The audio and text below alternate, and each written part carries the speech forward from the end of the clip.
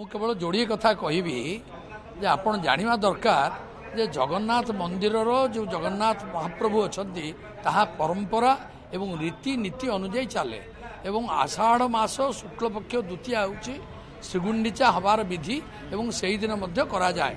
ତେଣୁ ଇଏ ଆଜି ନୁହଁ, ଆଜିକି ଦୀର୍ଘ 700 ରୁ 800 ବର୍ଷ ତଳେ ମହାପ୍ରଭୁଙ୍କର ଗୁଣ୍ଡିଚା ଯାତ୍ରା ହେଉଥିଲା ଏବଂ ତାହା ସେଇ ତିଥିରେ ହିଁ ହେଉଛି।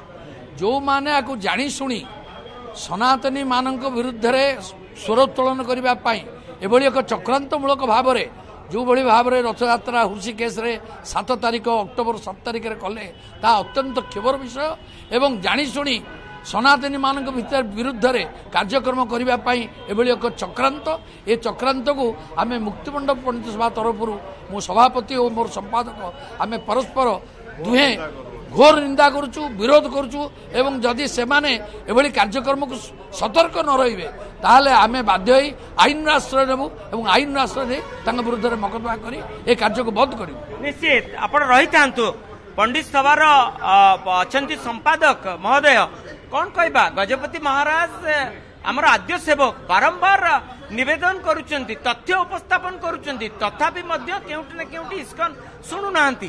ଆନ୍ତର୍ଜାତିକ କ୍ଷେତ୍ରରେ ଯଦି ବା ଏପର୍ଯ୍ୟନ୍ତ ସମାଧାନର ପନ୍ଥା ବାହାରିନି, ଭାରତବର୍ଷରେ ତ ଅନ୍ୟ ହଉ। এই রথযাত্রাকে আমি ঘোর বিরোধ করুছু। মুক্তিমণ্ডপ সভায় রথযাত্রাকে ঘোর বিরোধ করুছি এবং করে আসুছি মধ্য। তৎসহিত মন্দির প্রশাসন মধ্য କହିଛନ୍ତି তাଙ୍କ বিরুদ্ধে আইনগত কার্যানুষ্ঠান করা ଯିବ। এই আইনগত কার্যানুষ্ঠান হওয়া উচিত, কাହିଁକି না ସେମାନେ ଆମକୁ ସନାତନ ଲୋକ ଧର୍ମକୁ ପୁରା ବିରୁଦ୍ଧରେ ଯାଉଛନ୍ତି। ତାଙ୍କର ଏକ ଧର୍ମ କରି ସନାତନ ଧର୍ମ ବିରୁଦ୍ଧରେ ବିରୁଦ୍ଧରେ ଯାଉଛନ୍ତି। ଏହାଦ୍ୱାରା କ'ଣ ହେବ ନା ଧର୍ମ ବିରୋଧୀ କାର୍ଯ୍ୟକ୍ରମ ହୁଏତ ହେଇଯାଇପାରେ କେତେବେଳେ। ତାକୁ ବନ୍ଦ କରିବା ପାଇଁ ଆମର ଯେଉଁମାନେ ଅଛନ୍ତି ଆମର ପ୍ରଶାସକ ଏହା ଉପରେ ତୁରନ୍ତ କାର୍ଯ୍ୟାନୁଷ୍ଠାନ ନେବା ଉଚିତ ଏବଂ ନେଇକରି ଏହାକୁ ବନ୍ଦ କରିବା ଉଚିତ। ଏହାକୁ ଆମେ ଘୋର ବିରୋଧ କରୁଛୁ।